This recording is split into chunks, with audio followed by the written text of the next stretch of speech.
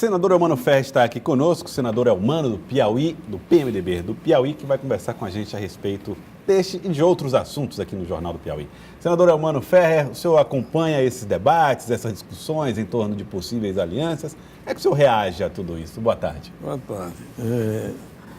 Eu acompanho, sim, essas questões políticas, mas eu estou acompanhando muito mais a situação dramática com relação aos recursos hídricos. Eu estou vindo do interior, onde passei 3 dias agora. O senhor não quer entrar nessa história de PMDB perto de PT? Não, eu estou dentro, não é? Mas eu estou mais dentro dessas questões maiores que atingem a população, sobretudo a população rural, atinge os municípios, as cidades do interior. Ontem, há 3 dias que eu andava na região de Pio Nono, onde eu vi o açude Cajazeiras, é um açude de 24 milhões e 700 mil metros cúbicos.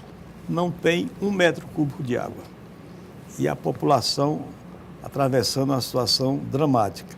A mesma coisa no açude Barreiras, no município de Fronteiras, um açude de 52 milhões de metros cúbicos, com 0,95% de água. O senhor acha então que esses assuntos são mais urgentes e graves do que qualquer aliança? Eu acho que nós deveríamos estar buscando um programa regional para o semiárido não só do Piauí, para o semiárido do Nordeste, semiárido do Ceará, do Rio Grande do Norte, da Paraíba e do próprio estado de Pernambuco, que é uma situação crítica. Tive ontem, antes de ontem, com o prefeito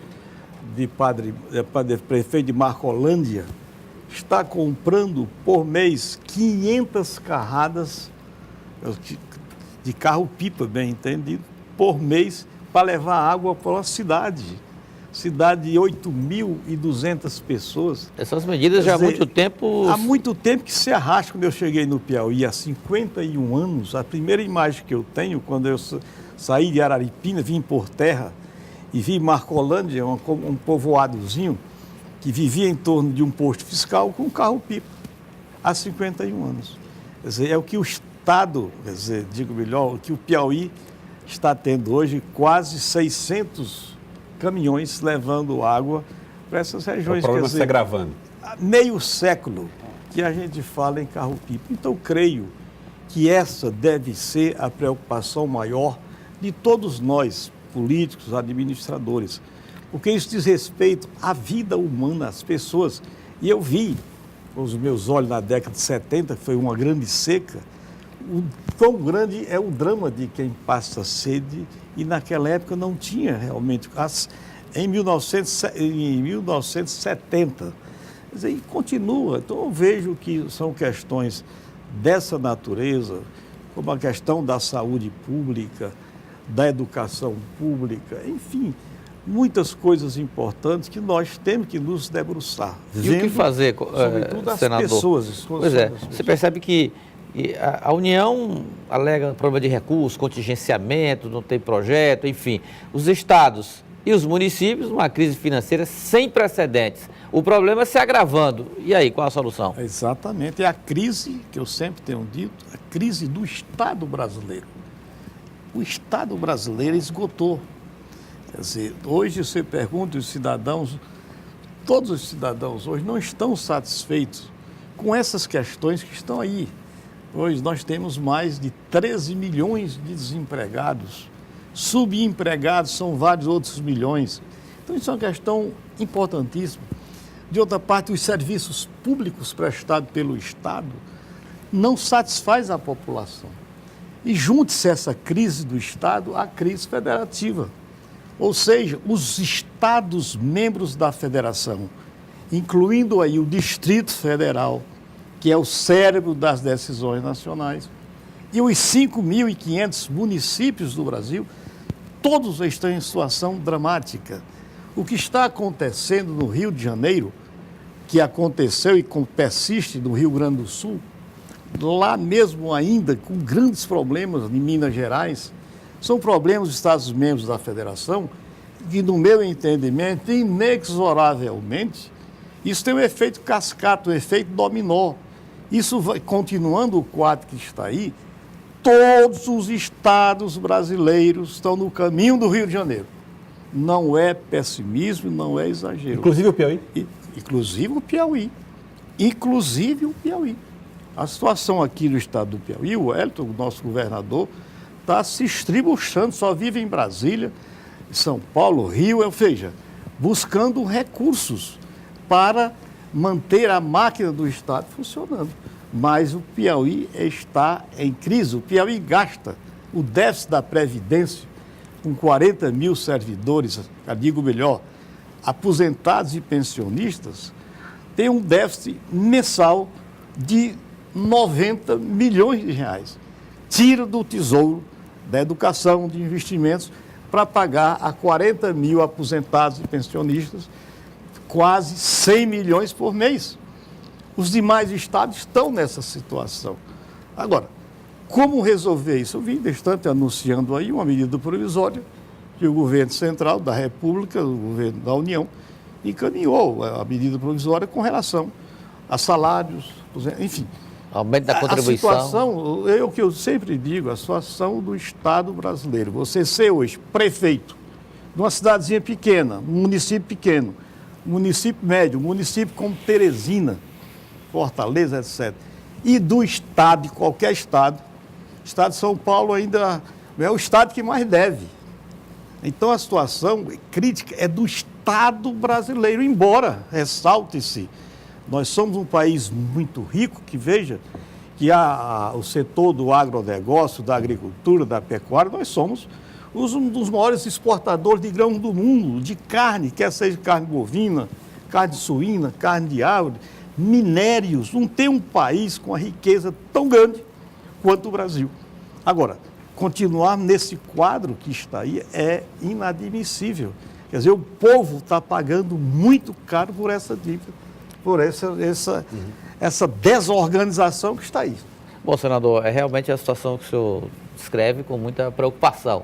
Agora, senador, em relação, retornando à situação política, o seu partido, nacionalmente, o PMDB, inclusive o presidente do Senado, que é seu conterrâneo lá de Lavras da Mangabeira, Eunício Oliveira, é um dos defensores de uma reaproximação do PMDB com o PT. O senhor acompanha essa tendência no PMDB, Olha, senador? Veja, nós temos que nos unir neste país. Gregos e troianos, temos que pretos e brancos, ricos e pobres, com vistas à solução desses problemas que eu falei aqui. Não é possível continuar terminando uma eleição e já se falar na próxima eleição. Não tem país no mundo com 35 partidos, mais 50 na fila aí para criar. Isso não existe, quer dizer. Então, eleições. Devia haver eleição de 4 anos. Partidos, 5 partidos. Quer dizer, ou seja, a política, lamentavelmente, aliás, não há democracia sem política, não há democracia sem o parlamento, não é? Não há democracia sem partidos políticos e sem políticos, que é uma das, no meu entendimento, é uma das nobres atividades, não é profissão. Política não é profissão. Política é uma atividade que se exerce por algum tempo, sempre substituindo e renovando. Eu entendo política com isso como uma abnegação. Eu não posso fazer da política uma atividade profissional para gerar renda. Enfim, nós temos que, quando eu falo em reinvenção do Estado, e o povo está querendo isso. O povo está querendo renovação. O povo está querendo mudança. Nós, no Brasil... Por falar em mudança, João Vicente, candidato ao governo, o senhor acompanha? O João Vicente, eu não me vejo separado dele, entrei em política por causa dele. Então, eu tenho uma afinidade muito grande. O senador João Vicente deixou de ser senador e me indicou para o Senado. Claro que quem me mandou para o Senado foi o povo. Daí o meu maior compromisso com o povo. E vou dar o recado como senador. Eu vou corresponder. Eu não estou num cargo executivo de prefeito, de governador, de presidente, não. Estou num cargo parlamentar. O parlamento é difícil, não é um cargo executivo que o humano vai fazer obra, vai fazer isso, não. Tem uma atividade muito específica. E dentro da atividade, 18 anos de mandato que nós temos, nós vamos exercer esse mandato com dignidade, honestidade e muito trabalho. É o que eu tenho tido lá em Brasília. Você não consegue as coisas da noite para o dia. E o parlamentar, quer seja o deputado estadual, federal e o senador, sobretudo, não executa a obra. Agora, nós estamos trabalhando. Nós estamos preocupados com muitos problemas, sobretudo essa questão dos nossos recursos hídricos, que eu falei aqui, vai ser uma preocupação. Nós estamos, uma ideia que nasceu na CPRM, com o geólogo, é a ideia de uma adutora. Quer dizer, você levanta o carro-pipa que não pode continuar. Tá certo. Então, vamos tentar quais são outras alternativas. Tem muito, existem, estão disponíveis. Então, nós estamos pensando, vamos fazer o estudo agora de viabilidade técnica, econômica e ambiental de uma adutora, levando água de 38 poços tubulares, que se fosse fazer hoje, gastaria 100 milhões de reais, estão lá feitos, abandonados há mais de 30 anos, poços perfurados na década de 80, 85, 86, 84. E é possível levar essa água para 50 e tantos municípios do semiárido e você ter a segurança hídrica para 50 e tantas cidades, uma população de quase 600 mil pessoas. Então, é isso que nós estamos preocupados, dentre uma série de outras questões fundamentais. Tá certo, senador, eu queria muito agradecê-lo pela presença, muito obrigado por ter vindo aqui, obrigado por aceitar o convite do Jornal do Piauí. A qualquer convite eu aceito, estou aqui disponível. Olha, você percebe que o deputado Temístocles, de tanto bater na BR-222, ela está saindo. Então o senador fala lá... A duplicação vai sair, as mas ele fala com muita ênfase na adutora dos Sertões, é uma obra... vai ter feito. Um dia ela sai, né, Joel? Vamos ver.